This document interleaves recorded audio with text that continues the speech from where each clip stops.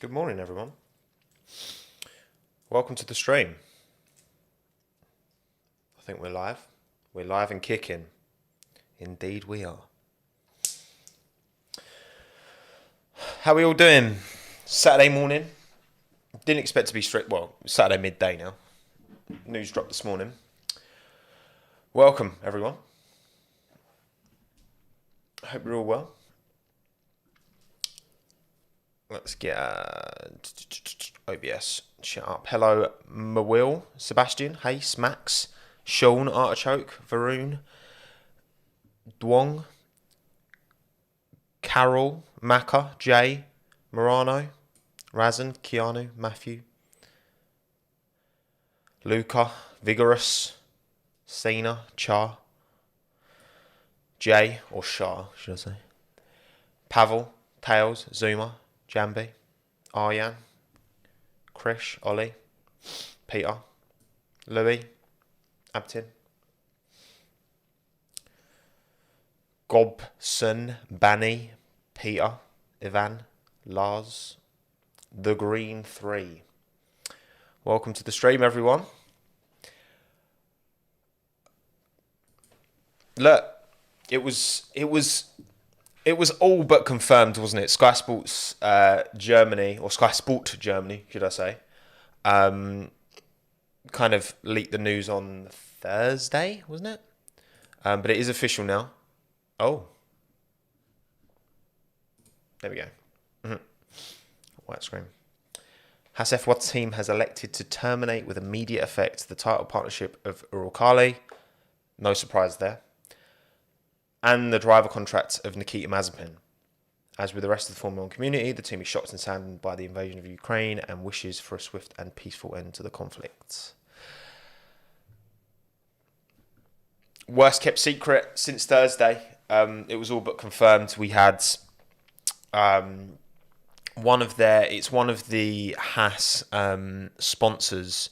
Their director had posted about being excited about working with Pietro in 2022 and Mick, and explicitly didn't mention Nikita in an Instagram post on Thursday, I think it was, as well. There was a lot of suggestions that it was going to happen. It has happened, and I guess what I wanted to talk about today is ultimately, do we think it's the right decision? What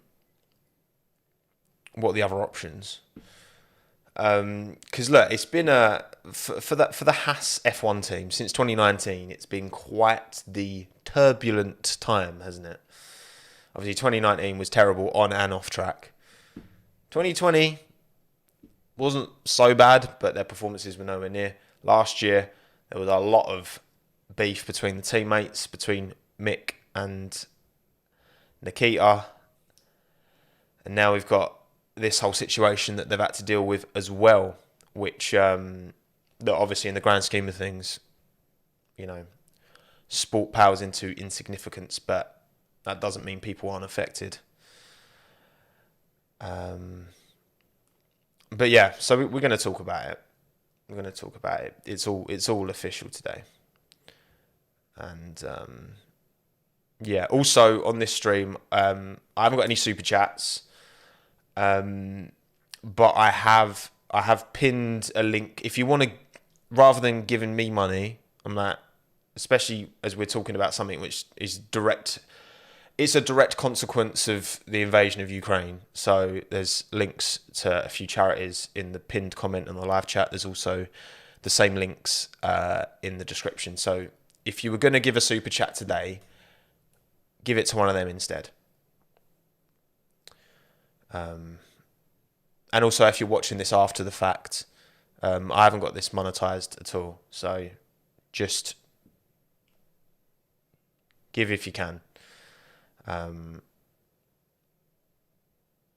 Much better place for the money to go. So yeah, I guess I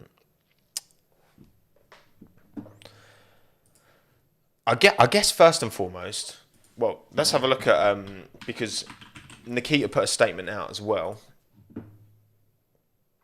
which I think we should also have a look at. Dear fans and followers, I am very disappointed to hear that my F1 contract has been terminated. While I understand the difficulties, the ruling from FIA plus my ongoing willingness to accept the conditions proposed in order to continue were completely ignored, and no process was followed in this unilateral step. So, ongoing willingness to accept the conditions. So the conditions would have been to race under the FIA flag, I think it was called, wasn't it? FIA flag. And I don't know. To those who have tried to understand, my eternal thanks. I have treasured my time in F1 and genuinely hope we can all be together again in better times.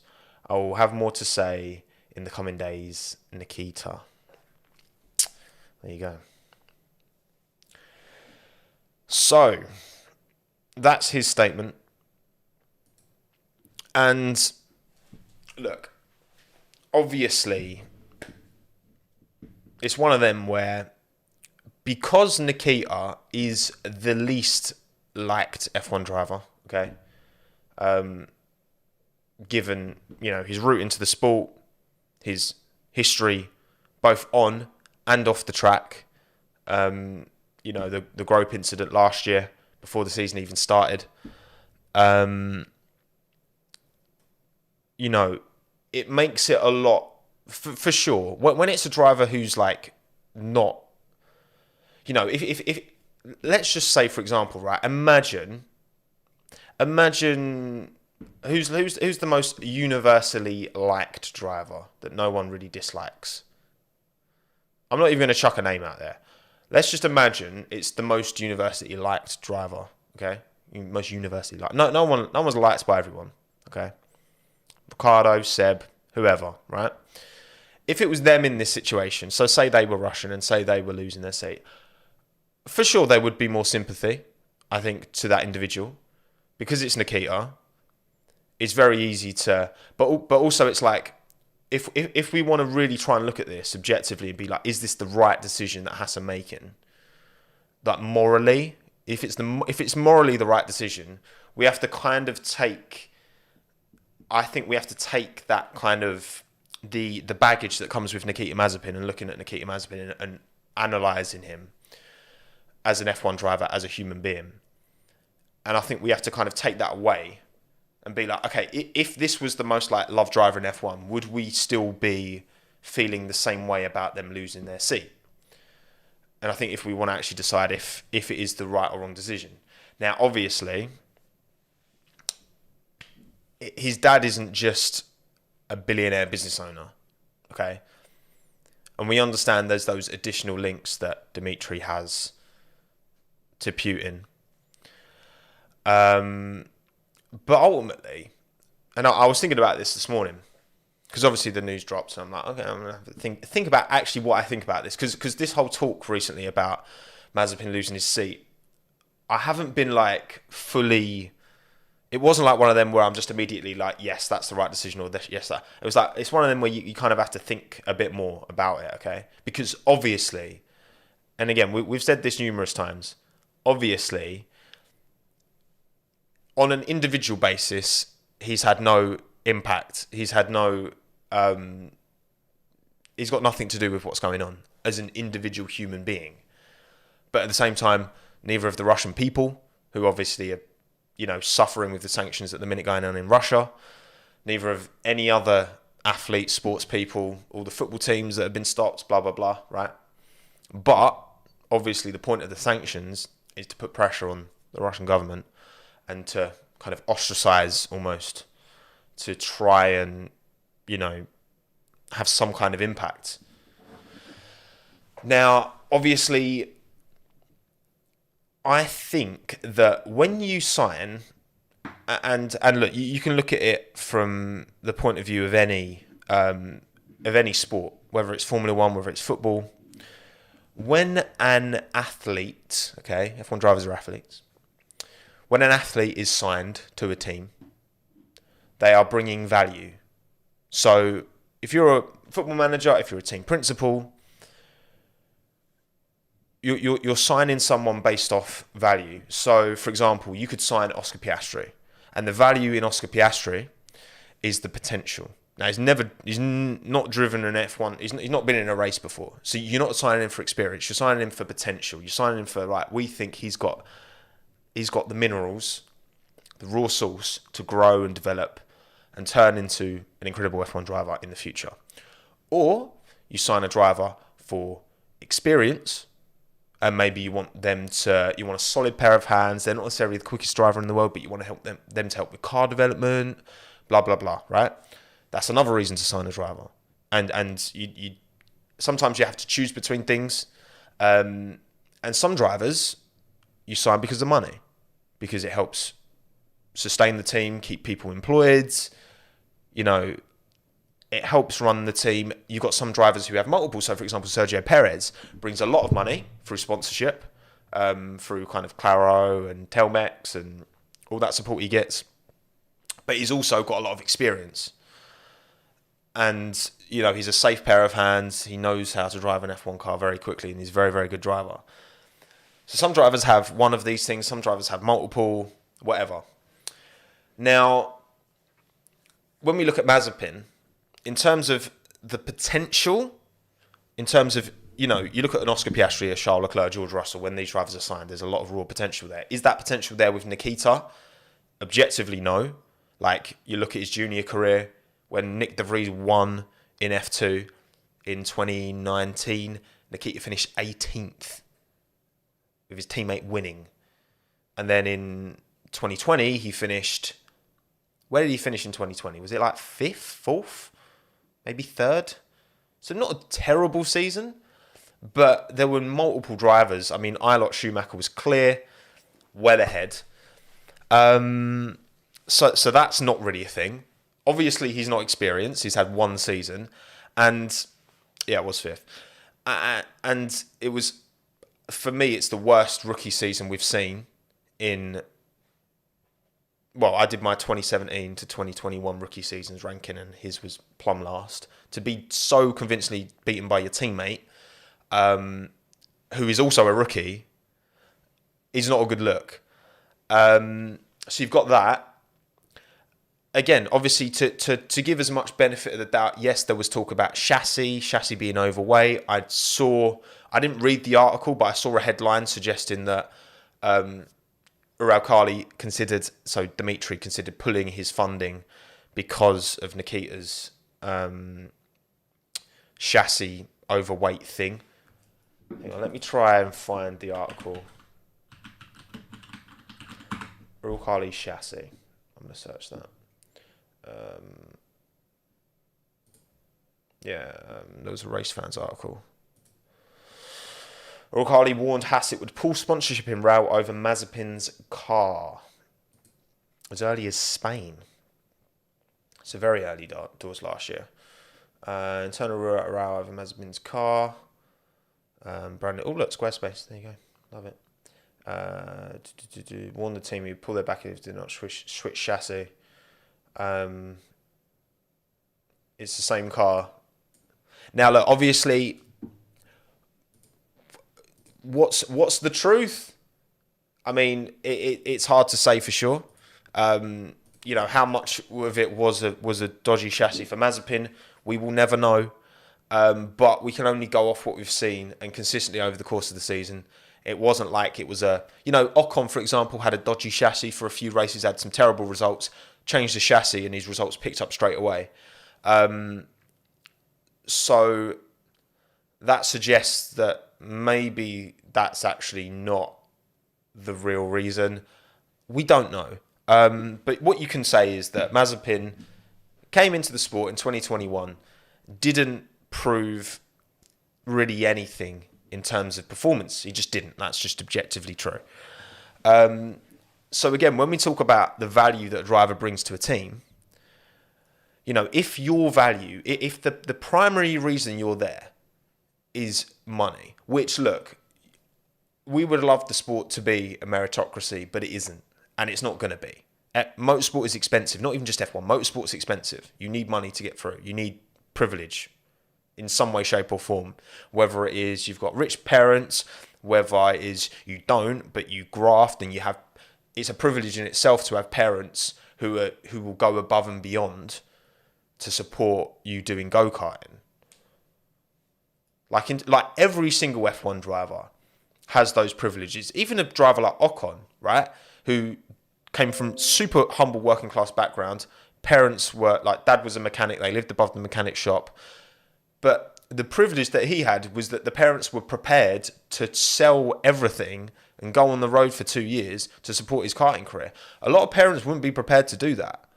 They'd be like, no, Esteban, like, sorry, the karting dream's over. You're going to have to do something else. But they supported him. That's out of, like, whether his parents were prepared to do that or not is different. And obviously, Mazepin, in terms of the amount of privilege, is Russian billionaire oligarch father. That it ticks every box. You know what I mean? But yeah, so there's no question that the overriding reason Mazepin was in that seat is because of the money. And when that money goes,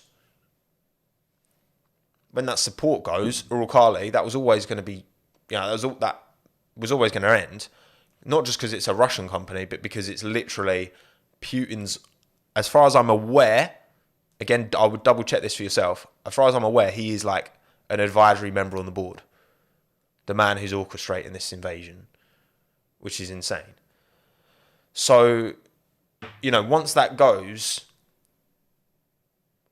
as far as I'm concerned, there's if Mazepin had a really strong 2021 season, pushed Mick close, then I think it's maybe, he's had a dodgy junior career, but actually he's done better than expected in F1. Maybe he merits the opportunity to carry on. Okay, separate that from Uralkali and just him as an individual. Maybe there's an argument to be had there. But he didn't do that. So we go into 2022 and still the main reason Mazepin is in that seat isn't because of his potential, is because of his money. That money goes away. Then I don't understand, like, and I get why people see it as unfair. But what's more unfair is when we talk about fair, pay drivers as a entity. When we're talking about F1 drivers, the actual people who put their bums in the seats, right? What would be fair is a meritocracy. That would be the true fair, where everyone's there on merit for how good they are. And that's not a reality. But Mazepin got that seat in 2020 because of his money. Sorry, in 2021 because of his money. So other drivers who are better than him, who deserved the seat more, didn't get that seat. So the fact that the money's come away, do I think it's unfair for him to lose his seat? I mean, on a human level, I can have a degree of empathy. Because ultimately, look, you don't control where you come from. He was born into incredible wealth and incredible privilege, and he decided he wants to make a motorsport career, and he ended up getting into F1, which, he won races in F2. There is obviously some ability there. I mean, at Silverstone, he did a better job than Mick that weekend. There's obviously ability there, no question, but in terms of the level desired for the top tier of motorsport, no, there's no question that he's not at that level. So ultimately, I just think that, once that value goes away, and look, you can look at it. And the thing is, right, when I'm talking about value, so in terms of potential, okay, let's talk about that as a value. So say, for example, Yuki Tsunoda, okay? Yuki Tsunoda came into the sport.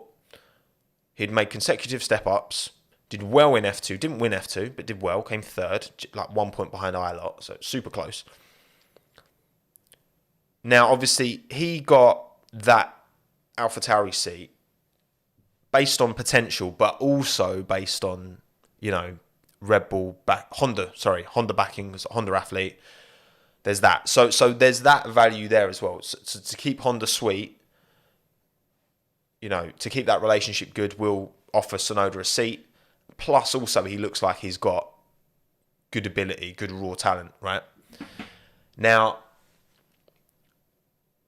I would argue, I don't know, I think Yuki kept his seat because of a few reasons. He showed glimpses at times. I don't think there was a proper... Because Red Bull want the next best thing, right? And we can talk about Liam Lawson, Yuri Vips, Jehan Darivala. We can talk about that. But none of these drivers won the F2 title. None of these drivers finished in the top 5, I don't think. So it wasn't like there was someone... If there'd have been a Red Bull junior who won F2 in 2020, right, instead of Mick Schumacher, if it had been a Red Bull junior... Sorry, in 2021, if a Red Bull junior had won F2, in the same way that Leclerc did or Russell did, would Tsunoda have been replaced? Maybe. Possible to say. But also, probably a better example, Oscar Piastri, right? Because he hasn't really got a lot of backing. Yes, his Alpine Academy, but in terms of I don't think he would bring the same commercial backing as a Yuki Tsunoda would, for example. But a young driver comes in, doesn't deliver on their potential, which is the reason they're being signed for, which has happened numerous times over the course of the sport, they will lose their seat. The value of their potential not delivered on, lose the seat. And I think that is, to an extent, fair. Because you can't just come in and just keep getting second chances. The reason that Lance Stroll has been awarded the opportunities that he has to improve as a driver, because when he first came into F1, I thought Sergei Sorokin did a better job than him in 2018. I think he was a stronger driver over the course of the season, even though Lance got that podium. I think over the course of the season, Sorokin was the better driver. But Lance Stroll had the money, had his dad invested in the team. Didn't he buy the Williams wind tunnel or something like that? So yeah, I think, Laura, that's a pretty good way of putting it. Losing a job you never deserved is not unfair.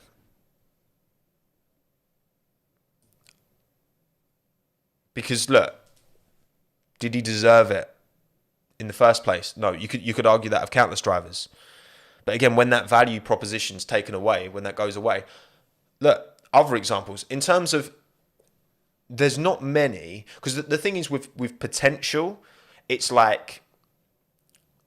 that's kind of a grey area, because you're like, oh, well, maybe they've had a poor first season, but second season might be better, right? Whatever. And experience is a thing that develops over time. But in terms of if you're signing a driver to be a really good driver, right, a good established driver, and then again, for example, Robert Kubica had his awful rally accident. There's a reason that Robert Kubica, after that accident, and once he'd returned to racing, didn't return to a top seat. Because unfortunately, the reality of his injuries means that it's incredibly... I mean, it's a miracle that he can race at all. It's literally incredible. But you can't expect him to be at the same insane levels. Robert Kubica was a world champion waiting, I think. He was a world champion waiting. I honestly believe that. So good. And so, again, because of that accident, that ability was never going to be where it once was. So, him not returning to a top seat, I don't think anyone would begrudge that, because unfortunately he's not the driver that he once was. And again, it's the value you get from signing a driver. If the reason, if the main, whether it's experience, whether it's, potential, whether it's money, when that goes away, I don't think that, and I think, it can feel. I think you can feel really unfair if you have like a big crash and it causes injuries. That means that you can't. That Johnny Herbert, when he had his massive crash at Brands Hatch, you know, that I think Johnny Herbert, like, maybe I'm biased because I love Johnny, but like, and we talked about this in the podcast, like, he feels he could have been considerably better than he was in F1 if he hadn't have had that accident. And then you get to a level and it is what it is. So again, I think that I understand why, Nikita will feel begrudged and upset by this. I do understand it, but I think Haas have made the right decision, because I think there's a lot more. Because ultimately, again, Nikita wasn't delivering the results. He wasn't proving that he's got the potential to grow on and develop. And this is in 2022, brand new regulations, blah, blah, blah. Plus all of the additional caveats with being, so closely associated with Uralkali for his dad, who's so closely like all of that as well, like for Haas, and these are kind of points specific to Mazepin. You've got to think that all these other sponsors that are on the Haas car won't want to be associated. What I mean? There is a collective, withdrawal. I mean, they've even, this is a bit mad, but like they've pulled, compared the Meerkat Alexander from TV, haven't they? I was reading something about it this morning. It's mad. That seems a bit unnecessary to me, to be honest, but okay. But also, and I'll pick up on this for a comment in the live chat, stop bringing politics into the sport. Look, unfortunately, this is the way it is. Politics and top-tier sport are... That's it. That's reality, okay? Why do you think we race in Saudi Arabia? Why do you think we race in Azerbaijan? Why do you think they have at the Europa League final in Azerbaijan, in Baku? The reality is that, sports washing is a thing. Politics and top-tier sport. There's a reason you got, you had Putin, he would go to the Russian Grand Prix. I'm sorry, it's naive. Like, it's idealistic, and I appreciate that. It would be lovely if sport and politics could operate in completely separate fields, but it's just not. It's not the reality. Yeah, entry level sport, sure. If you want to go for a kickabout on a five-a-side, there's nothing political about that. If you want to go go-karting at Buckmore Park, there's nothing political about that. But top-tier motorsport, top-tier football, top-tier tennis, top-tier any sport, it's political. Like, it just is what it is. What like, you have the national anthem before the race. You have, I know they're not doing the flyovers anymore. You have like things that showcase the country, because it is in order for F1 to go to a country, to go to a track, to show off that the nation wants to use this opportunity to show themselves off to the world. Like, this is why you should come visit, blah, blah, blah. That's political. Like, of course it is. Of course it is. And that's the way it is. So... And that's never going to change. That is never going to change. So, sport is used for political gain all of the time. All the top tier sport is always used for political gain. So then, it is what it is. So it's a pointless statement to sports used to westernize, 100%. And sport is used to paint, certain nations in a more, what's the words, like, more gracious light, I guess. But yeah.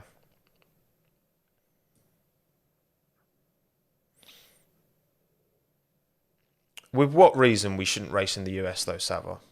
I don't understand what you mean. Because people as well, like people like to say, oh, well, war. Like we're banning Russia because war. So let's ban every nation that's had a war or gone to war. And it's like, that's such a...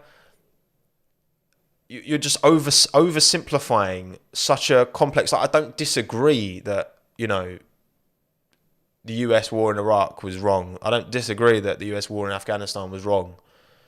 But you can't just be like, oh, war, so bad, so no, there's not race anywhere because everywhere wars. It's like, no, come on. Let's look at it with some nuance. You know what I mean?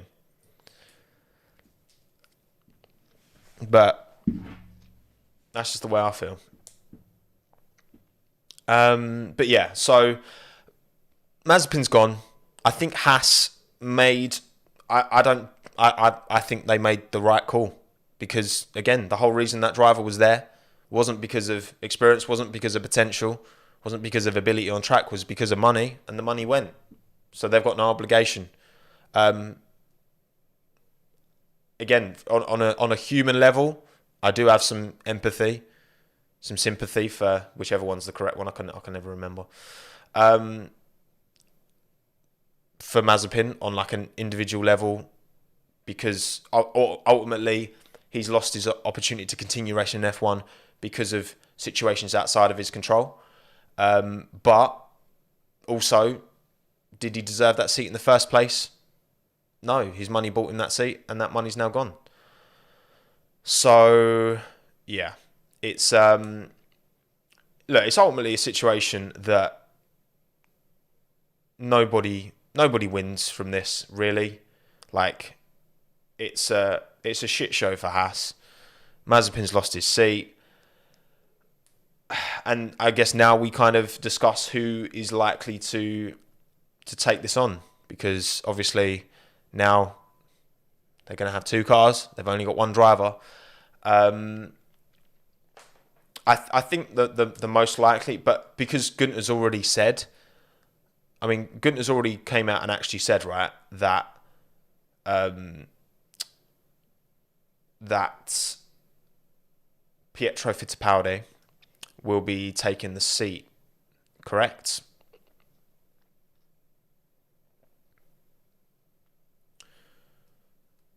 I believe that's the case anyway.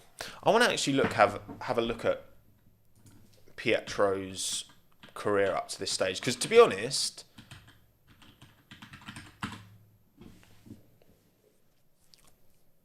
I don't actually know too much. So he's 25, born in Miami.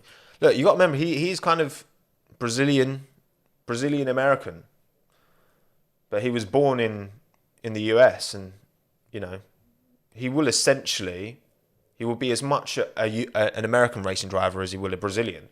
But he races under a Brazilian license. Yeah, I want to have a look at... I've got his wiki. Let's have a little look at his wiki. Summary of his career. Couple of firsts in World Series 2017. Yeah, so, I mean... Again, nothing that's setting the world alight.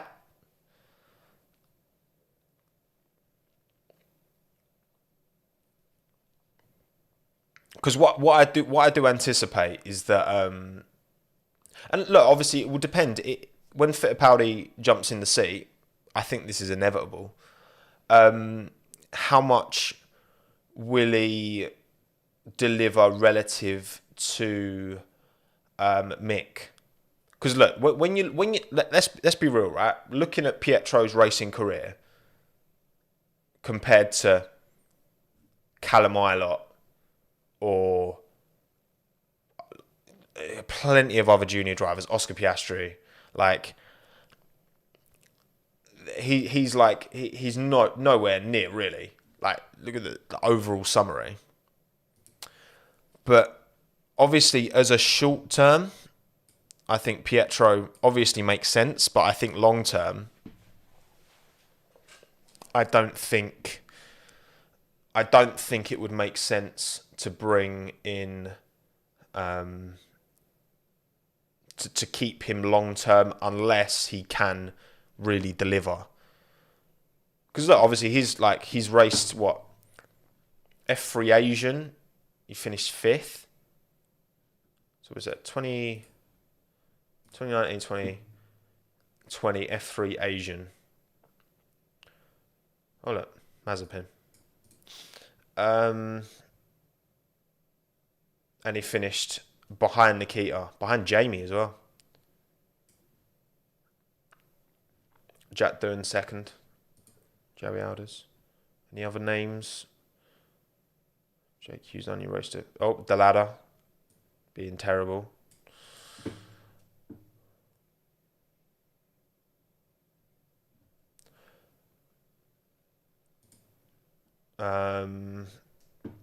But more recently.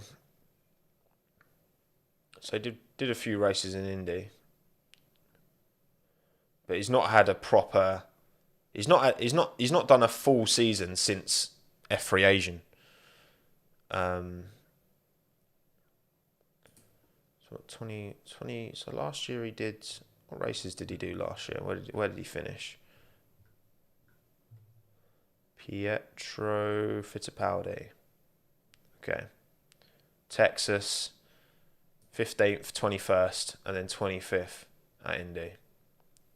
Yeah, I mean, nothing to write home about. So again, look, Pietro, I don't think is the answer long term, but look, he seems like a sound lad. He obviously brings a name and will bring sponsorship, I'm sure. I wouldn't be surprised. I'm not sure if... Does Pietro have... actually, I want to try and find... So, when did he most recently race? Because I want to try and see what brands... Last time he raced competitively, what brands stuck themselves on his car when he raced on his own. Right, hang on. Let's just look at that F3 Asian series. Hang on. Sorry, let me just double check. F3 Asian Championship 2019-2020. F3 Asian. Poundy. Just want to find a picture of his car.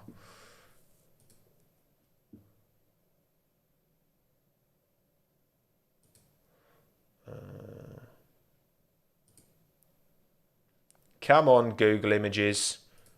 Hurry up. Because I want to see what sponsors he has on the car. Pinnacle Motorsport. But I need to make sure it's specifically a picture of Pietro's car. Oh, man, I've got an itchy back.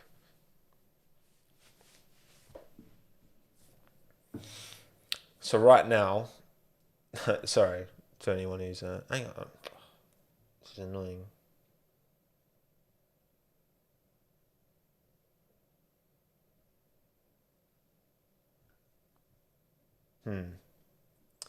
I'm not sure.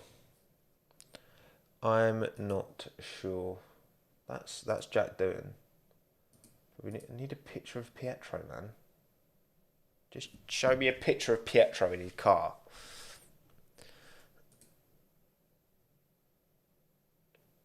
Okay. I can't find one. Whatever. Either way, yeah, his career isn't set in the world alight. So, longer term. All right. So, let me do a poll. Let's do a poll.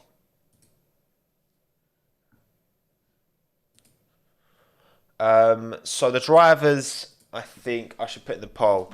Who should get the seat long term?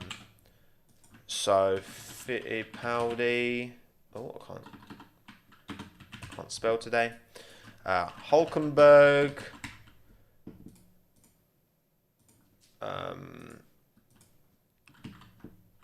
Magnussen, I'm not going to put as an option because I'm like 99% sure he wouldn't come back to F1. And I feel like the same about Grosjean.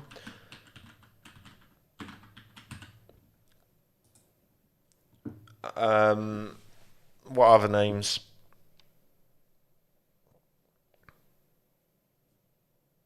Magnussen won't come back. Grosjean won't come back. Grosjean's like, I'm just going to do this. Fittipaldi, Hulkenberg, Giovinazzi or other. Because obviously Haas, Ferrari links, Giovinazzi could make sense. Hulkenberg, he's obviously test reserve Aston Martin. Would he be interested? I don't know if he would. He'd be as interested as Giovinazzi would be.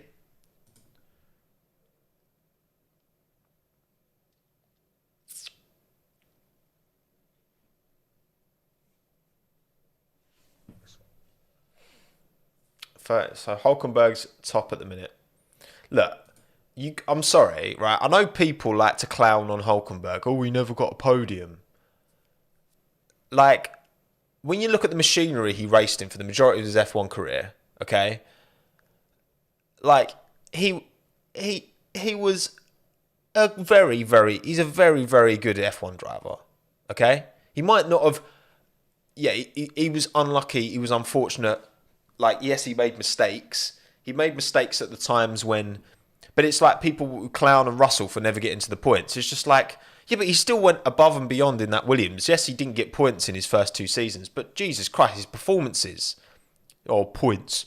Well, what if we just changed the rules and started giving points to the top 12? Then he got points loads of times. Doesn't change anything. So yeah, most of you think... Hulkenberg, 34% Hulkenberg, 15 Fittipaldi, 24 Giovinazzi. Giovinazzi would be a fair shout. I think Haas would want Hulkenberg more than Giovinazzi, but I think Giovinazzi would be more up for it.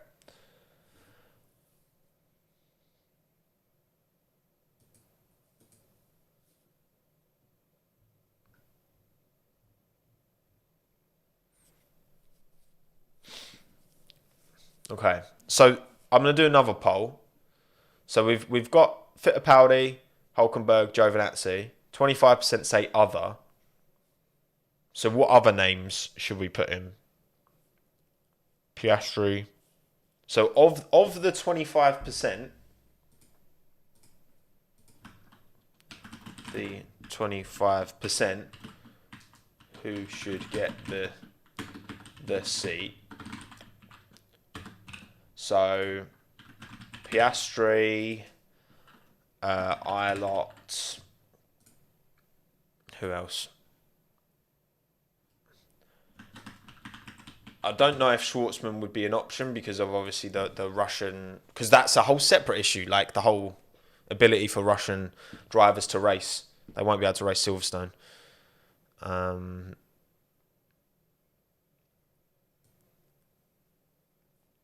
God, I don't know how to put this last driver. I'm just going to put other again. Okay. Second poll. So 34% thought Hulkenberg, 15% thought Fittipaldi, 24% thought Giovinazzi. And then of the 25%, what is the split between these three? Most people saying Piastri. But 25% Ilott. But I'm sure that's going to change.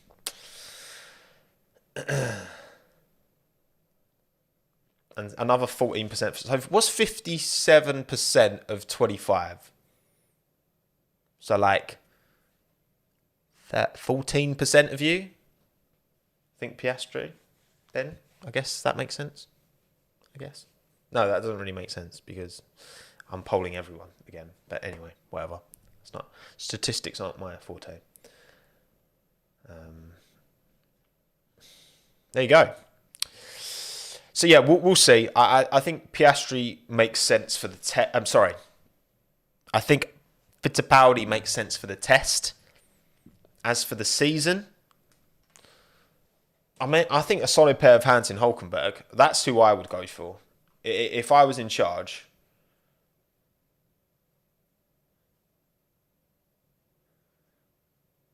I would go for Hulkenberg, personally. Tadej Porsche, interesting shout. I think this is his year in F2, though. I feel like, yeah. See, people say, I think Hulkenberg's, he gets so much, he's overrated. I think he's now underrated. Imi. I meant to say Imo, and I said Imi instead. But yeah. Patwell Award would be nice. But yeah, anyway, right. I guess we've talked about it. I've covered my thoughts on it. Thank you all for coming. Again, super chats are deactivated for this one. If you want to give any money, there's charity links in the live chat and in the description. If you can give to support the Ukrainian people, that would be incredible. But yeah, I'm going to wrap it up here, everyone. So thank you all for coming. We will see what happens. Again, I think it's inevitable that Fittipaldi will be in that seat for testing. Beyond that, who knows? We will see. But yeah, cheers everyone for coming. Take care. Have a good day. Enjoy your weekend, or enjoy your Friday evening if you're in Australia, or no, if you're in America, and enjoy your Saturday evening if you're in Australia. Enjoy your day if you're in Europe. Stay safe. Take care. Stay hydrated. And goodbye, everyone. Have a good day. Ciao, adios. I'm done. Farewell.